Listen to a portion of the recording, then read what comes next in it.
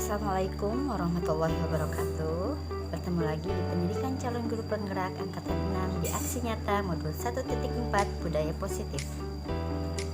Perkenalkan, nama saya Epi Sophia SPD selaku CGP Angkatan ke-6 di Kota Banjar. Pengajar praktik saya Bapak Kuspana SPD MPD dan fasilitator saya Ibu Riani Mulia Setiawati SPD.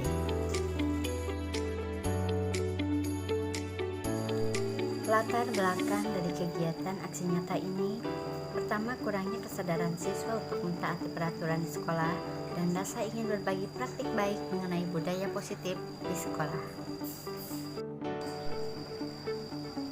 Tujuan dari kegiatan ini yang pertama untuk meningkatkan kesadaran diri siswa dan seluruh warga sekolah dengan keyakinan kelas yang telah disepakati yang dibuat oleh siswa tersebut sehingga menimbulnya kesadaran intrinsik dari murid. Melakukan diseminasi dan sharing dengan rekan sejawat tentang budaya positif. Kelas kami, kelas inspirasi menciptakan budaya positif di sekolah UPTD SDN 3 Neglasari. Kami melakukannya dengan berkolaborasi. Materi yang kami sajikan pertama adalah pengenalan tim, kesepakatan kelas, peran nilai guru penggerak, 5 kebutuhan dasar dan posisi kontrol, restitusi, dan yang terakhir evaluasi.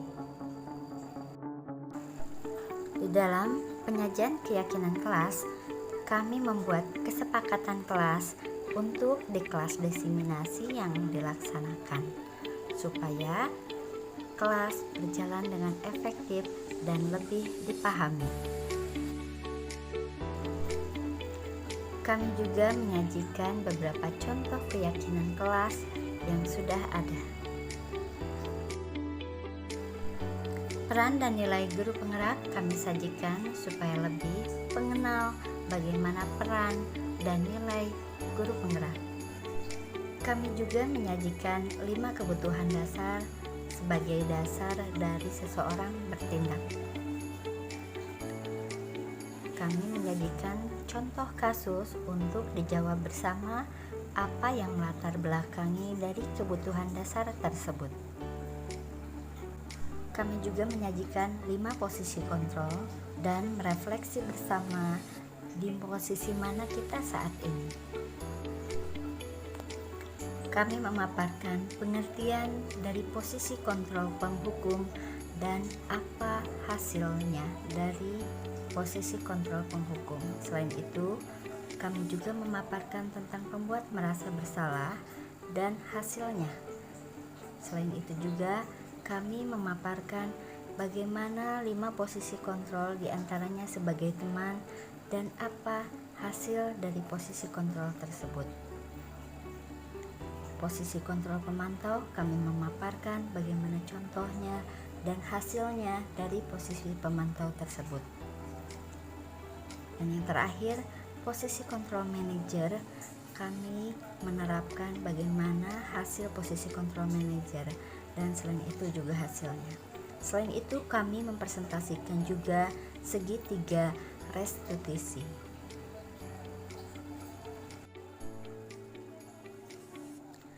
Di dalam restitusi ini, kami mengajak bahwa melakukan pendekatan kepada siswa dan kami mengucapkan terima kasih kepada peserta diseminasi. Sebagai penutup, berikut ini merupakan kegiatan diseminasi di sekolah mengenai budaya positif yang kami lakukan secara berkolaborasi dengan tim kami. Bismillahirrahmanirrahim. Assalamualaikum warahmatullahi wabarakatuh.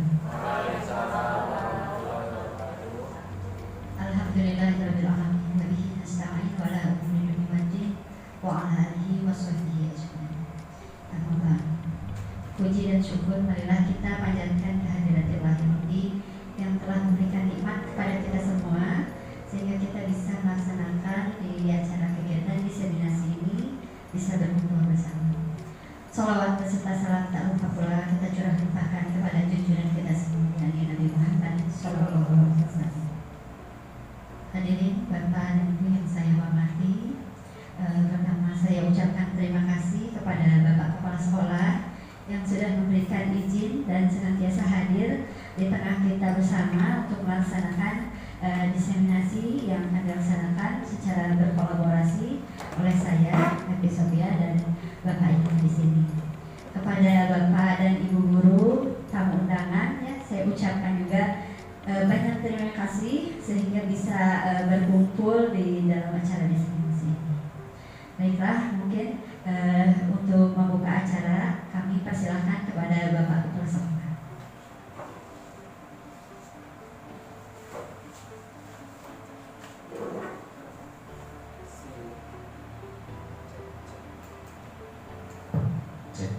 Bismillahirrahmanirrahim. Assalamualaikum warahmatullahi wabarakatuh. Assalamualaikum warahmatullahi wabarakatuh. Rasulullah. Rabbi sholli sadri wa yassir li amri wa hlul lisani yafqahu qawli. Marilah kita bersama-sama mendatangkan puji dan syukur Allah Subhanahu wa taala di mana kita bisa melaksanakan diseminasi tentang CGP di hari Senin jam 13 ya, tepat jam 13 kita akan melaksanakannya. Salawat serta salam kita limpahkan ke junjungan kita Habibana wa Nabiyana Muhammad sallallahu alaihi wasallam, kepada para sahabat-sahabatnya, para tabi'in-tabi'innya sampai kepada kita. Mudah-mudahan kita mendapatkan semangat di yang akhir. Amin. Ucapkan terima kasih lagi kepada Bapak Ibu guru yang sudah bisa melaksanakan ini tepat waktunya, dan terima kasih kepada sebagai CWP ya Pak Yana Andriana dengan Ibu Happy Sophia. Untuk itu disuruh membuka ya dengan judul kelas integrasi menciptakan budaya positif di sekolah UPTD SDN Negeri 3 Neglasari. Saya buka dengan ucapan basmalah. Bismillahirrahmanirrahim.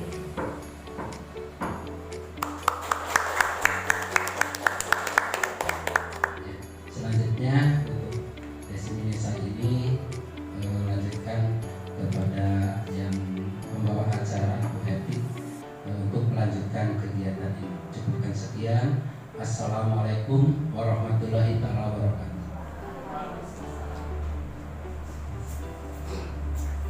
Terima kasih kepada Bapak Kepala Sekolah yang berkenan membuka acara diseminasi ini.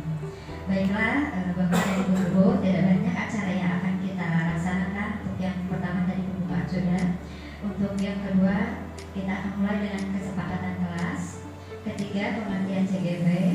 Ketiga, kebutuhan dasar. 5 posisi kontrol dan segitiga diskusi.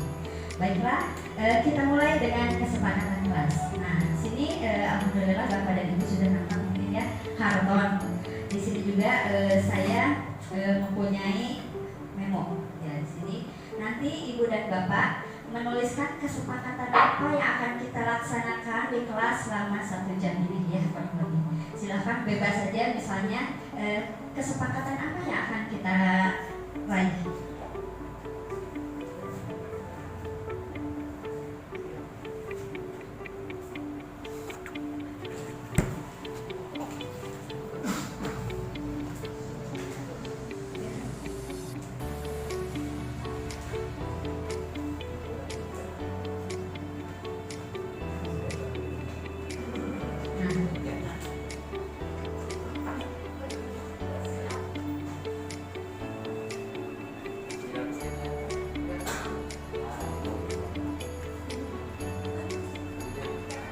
Nah, setelah Bapak dan Ibu sudah selesai untuk menuliskan ungkapan apa yang akan ada di hati Ibu untuk kesepakatan kelas, misalnya saya ingin di kelas ini ketika berjalan 1 jam ke depan ini saya ingin seperti ini, silahkan boleh ditempel di karton yang telah kami sediakan.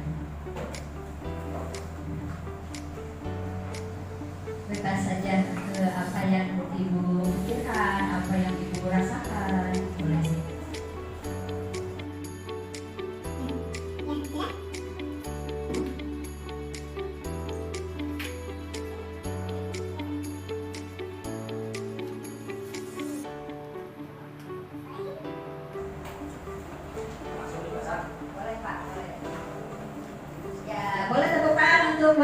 sekolah kita yang sudah terlebih dahulu menuliskan kesepakatan kelas.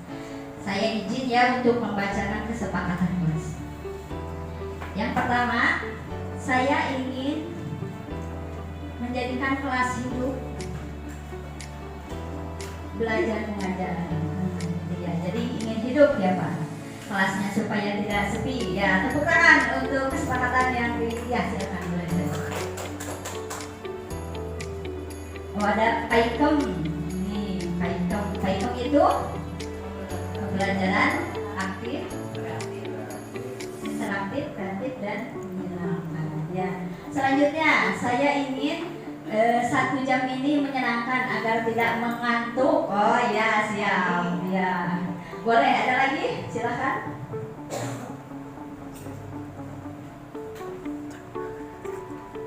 Ya boleh. Ini sudah 3 yang terkumpul dari kesepakatan kelas yang akan kita laksanakan selama 1 jam ke depan.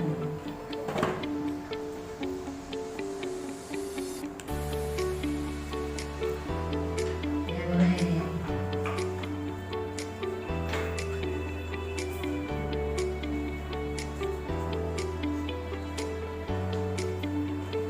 Dan selanjutnya saya menuju bacaan.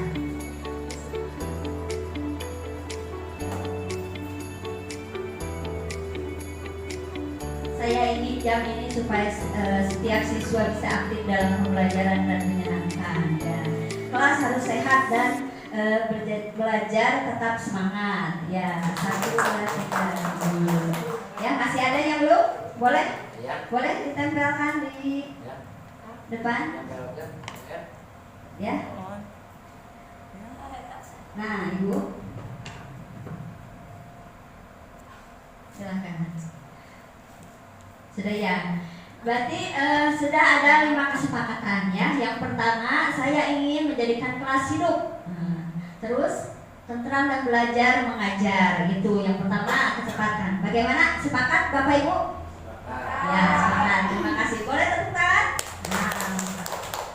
Untuk yang kedua ada PAIKEM. Setujukah kalau kelas kita harus PAIKEM? Setuju. Sepakat Bapak Ibu? Sepakat. Boleh tepuk tangan. Kita sepakat untuk itu. Yang ketiga, saya ingin 1 jam ini menyenangkan agar tidak mengantuk. Nah, jadi insya Allah ya. Sepakat untuk yang ketiga? Sepakat. Boleh tepuk tangan Bapak Ibu? Yang keempat, kesepakatan kelas ini, saya ingin 1 jam ini supaya setiap siswa bisa aktif dalam pembelajaran dan tetap menyenangkan. Sepakat Bapak Ibu? Sepakat. Boleh tepuk tangan lagi? Dan yang terakhir, kelas harus sehat dan belajar tetap semangat. Ya, tepuk tangan untuk kesepakatan yang telah kita sepakati ini. Baiklah, untuk itu kita bisa mulai kelas ini dengan memulai perkenalan terlebih dahulu. Dimulai dari kelas kita hari ini 1 jam ke depan, kelas inspirasi. Mudah-mudahan setelah pembelajaran ini, setelah diseminasi ini, kita mendapat inspirasi baru untuk perbaikan kita, sehingga kita bisa mengabdi kepada menghamba pada murid kita. Baiklah, perkenalkan, izinkan saya untuk memperkenalkan diri.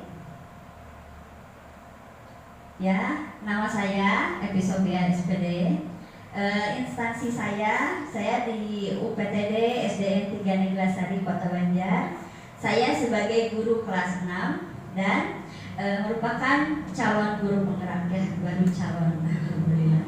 Baiklah, untuk selanjutnya silakan tim kami.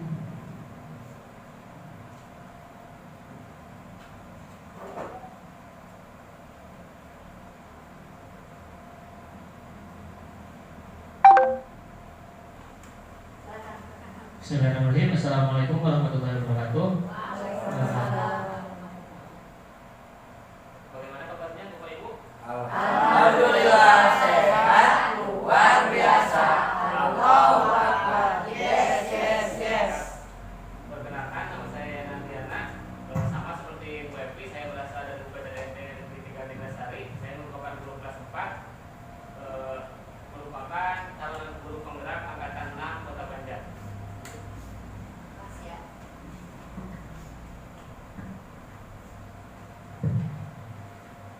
Baiklah, Bapak dan Ibu, tadi kita lanjut. Tadi kita sudah membuat kesepakatan. Nah, mungkin Bapak dan Ibu pernah mendengar kesepakatan itu?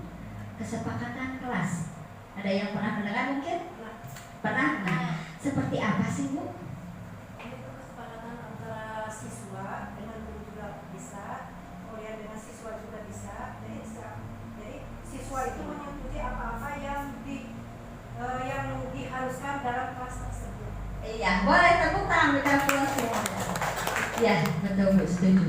Jadi sebuah kesepakatan itu kenapa harus sepakat? Kan kita sudah punya apa ya biasanya kalau di kelas supaya ya suka ada peraturan. Peraturan biasanya siapa yang buat?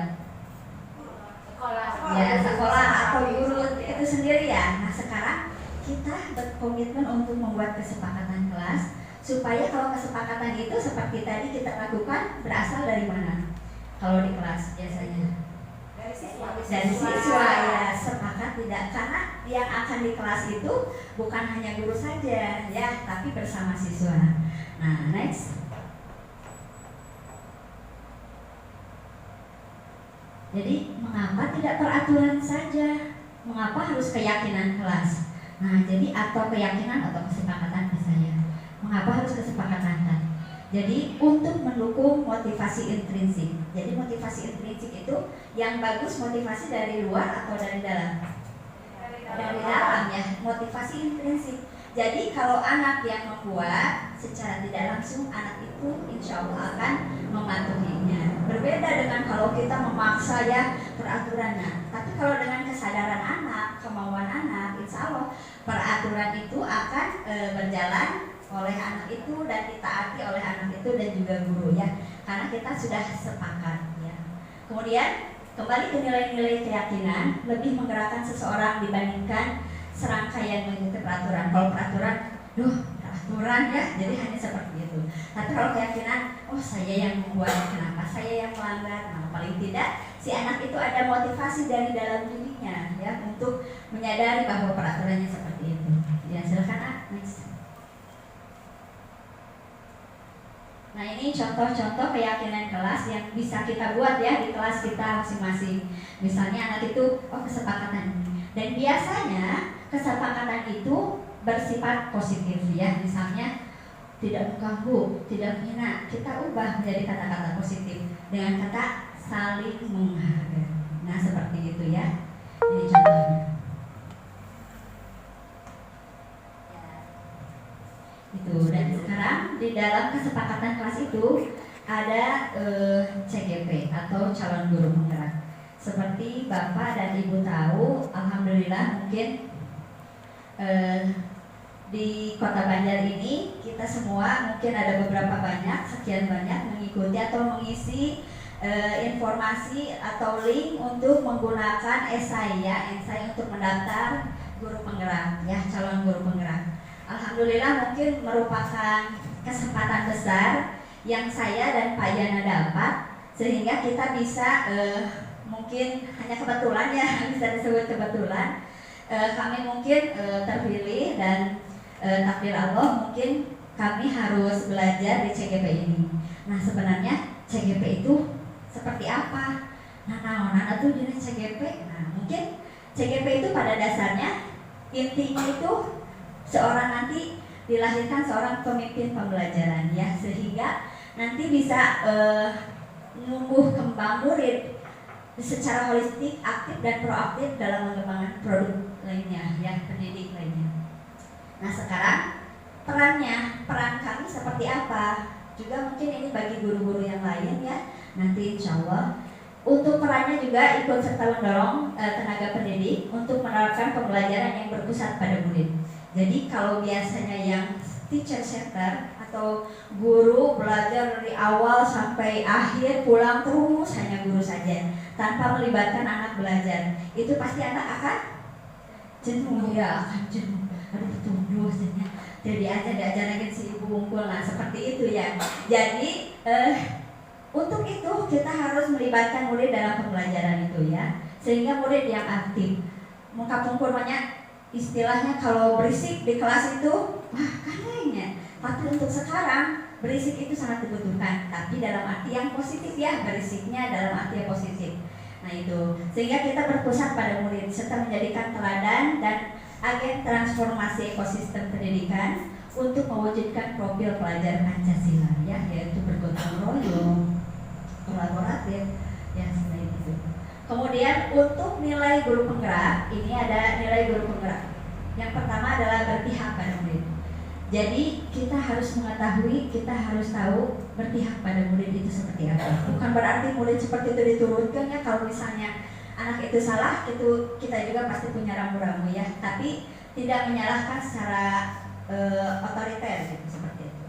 Kemudian yang kedua mandiri, ya ada kemandirian di mana untuk meningkatkan potensi kita juga tidak hanya menunggu dari atasan saja ya, tapi kita mencari tahu bagaimana apa sih informasi lain sehingga kita bisa meningkatkan potensi kita sebagai guru, sebagai pendidik tentunya. Kemudian reflektif. Untuk reflektif itu mungkin saya mengajar seperti apa ya selama ini, melakukan refleksi. Apakah saya sudah benar? Apakah saya sudah tepat? Apakah saya jadi sering melakukan refleksi. Yang keempat kolaboratif.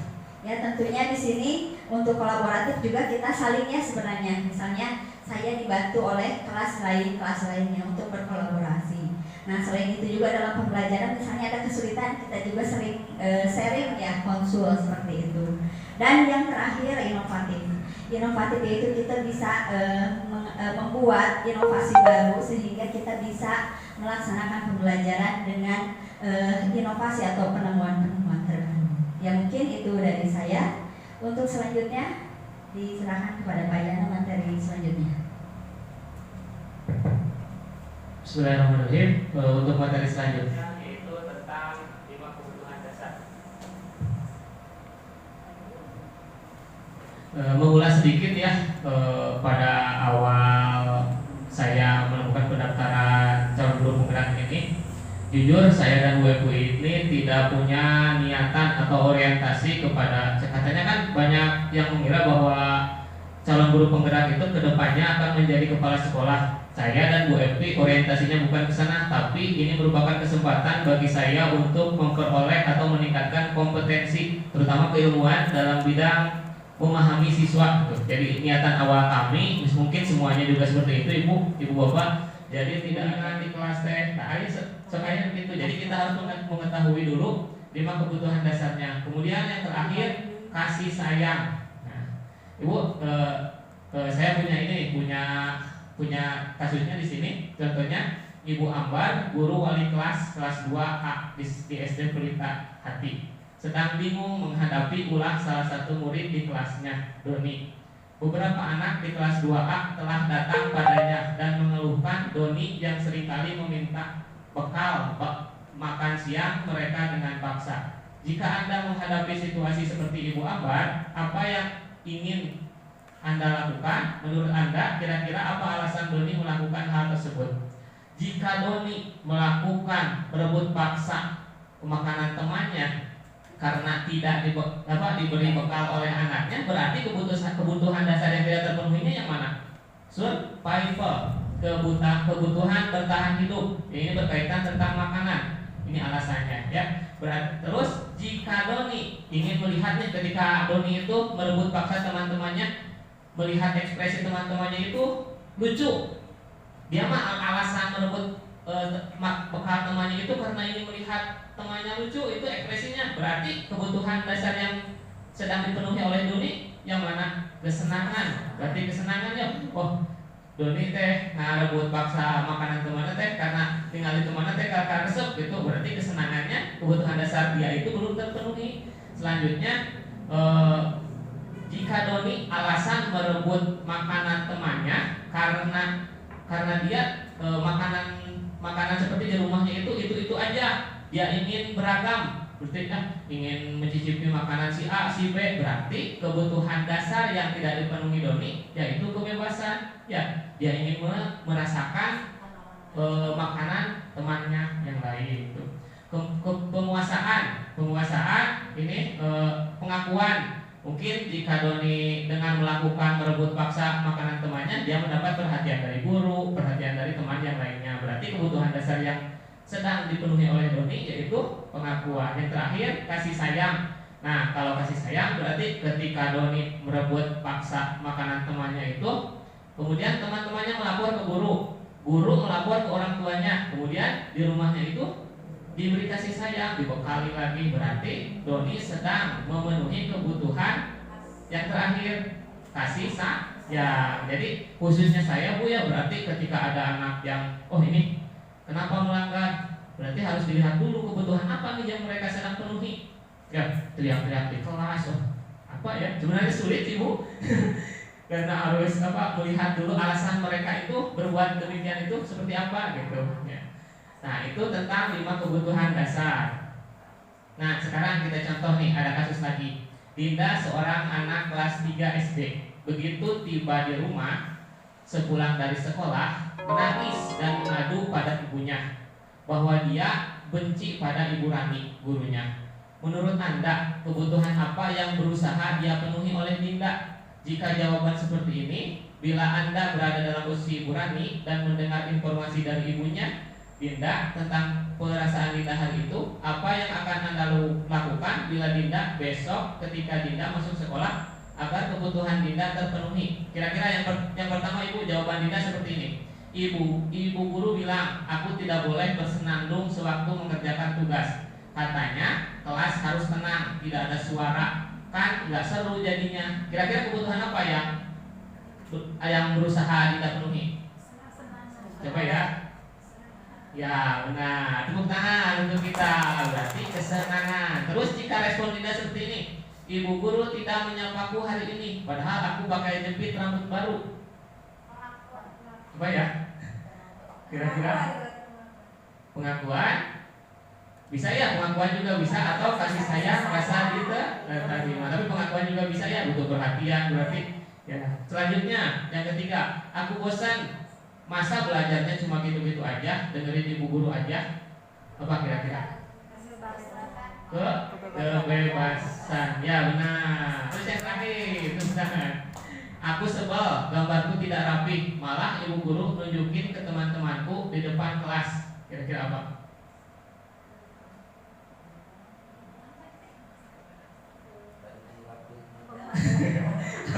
Benar-benar sih pahami ya dari Ibu.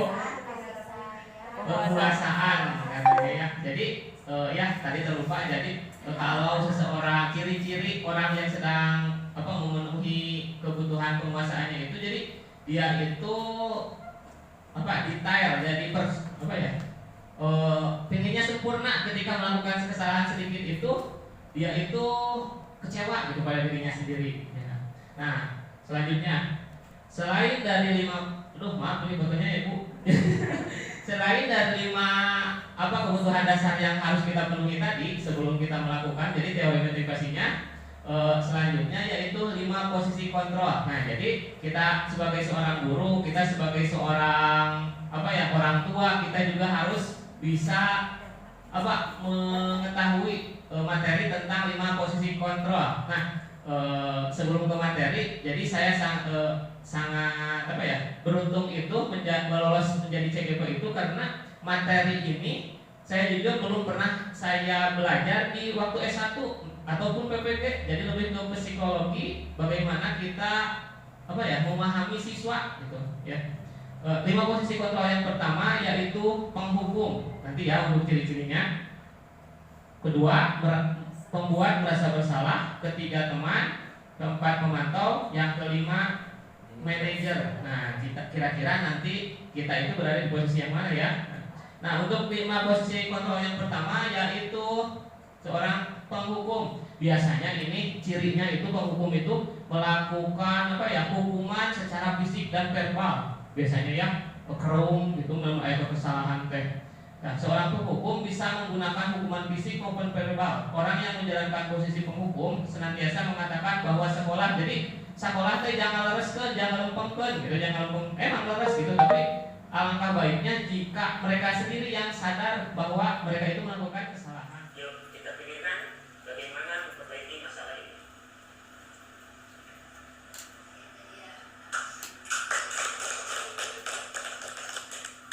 Tayangan yang begitu menarik ya.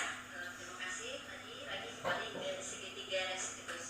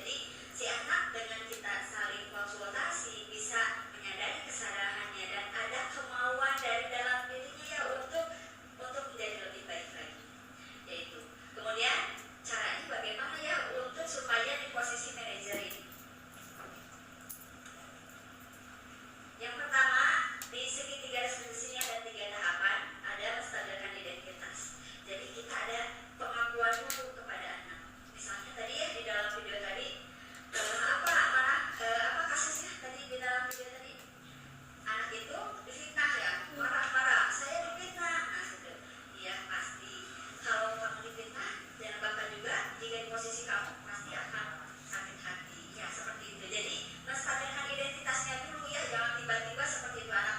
Kamu salah, kenapa kamu seperti itu? Nah ya seperti itu. Terus yang kedua, setelah menstabilkan identitas, kita validasi tindakan yang salah.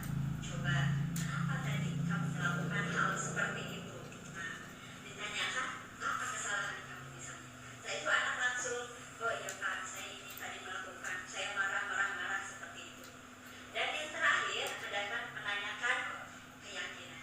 Coba, setelah tadi awal kita membuat keyakinan ya. Tadi ada kelas yang menyenangkan.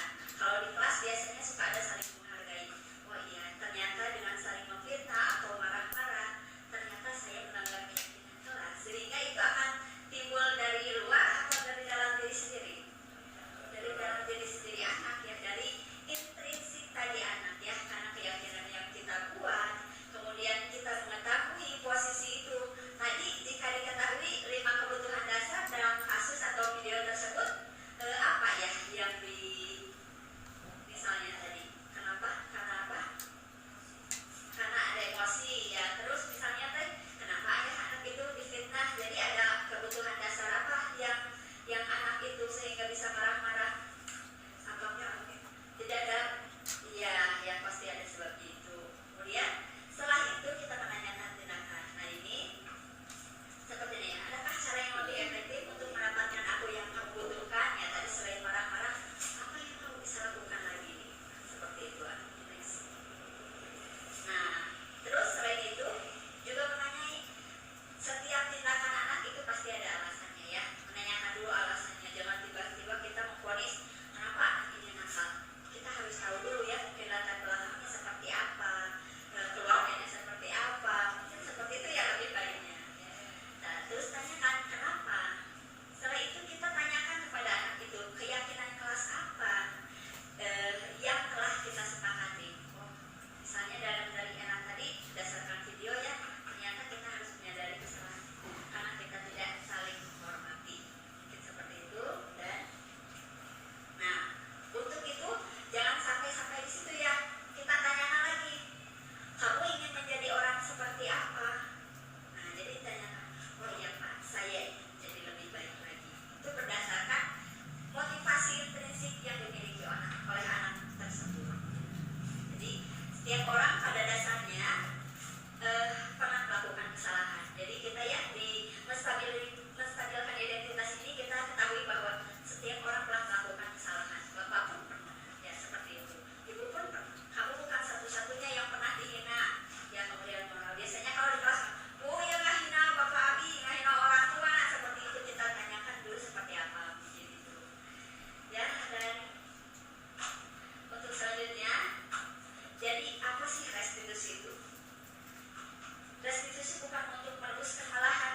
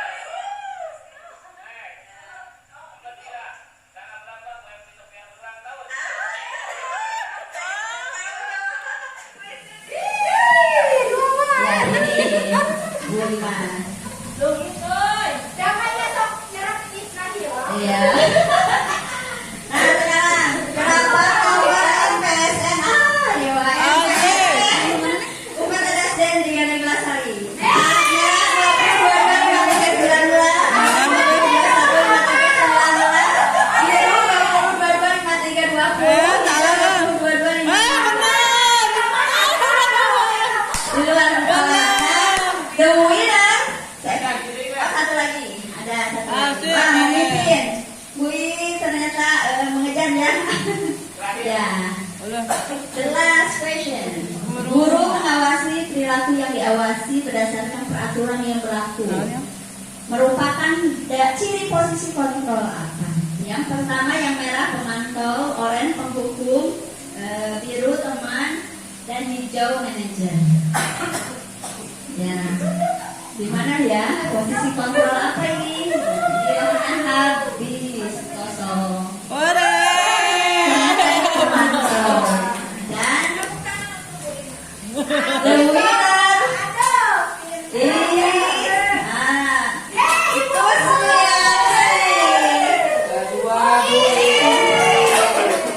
yang satu.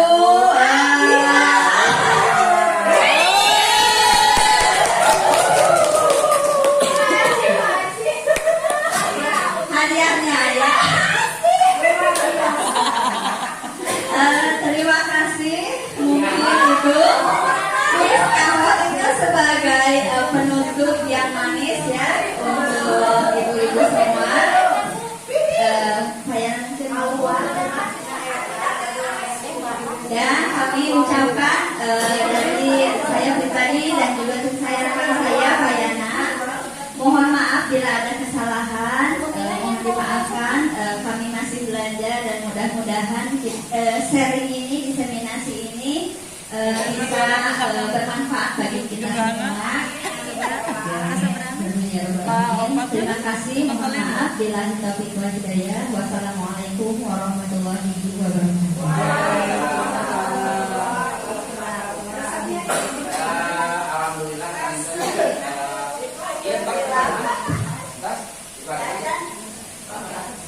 Baiklah, untuk menutup kegiatan diseminasi ini kami persilakan Bapak Kepala Sekolah untuk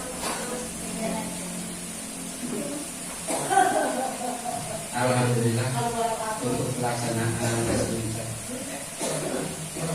ini sudah selesai. Alhamdulillah tepat sampai jam 14:04 biasanya. Terima kasih kepada sebagai narasumber termasuk Bayani dan Bupati. Nah, untuk selanjutnya kita bisa melaksanakannya di kelas. Yes, kita tutup dulu ya. Tutup dulu dengan ucapan hamdalah. Alhamdulillah. Selanjutnya untuk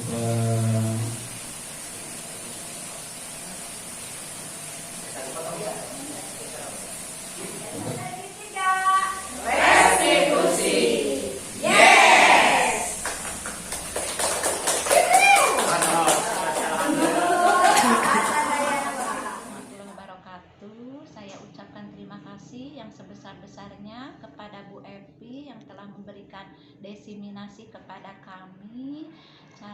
Topiknya sangat baik, cara penyampaiannya sangat bagus, mudah dimengerti, bermanfaat bagi kami semua. Sukses terus. Assalamualaikum warahmatullahi wabarakatuh.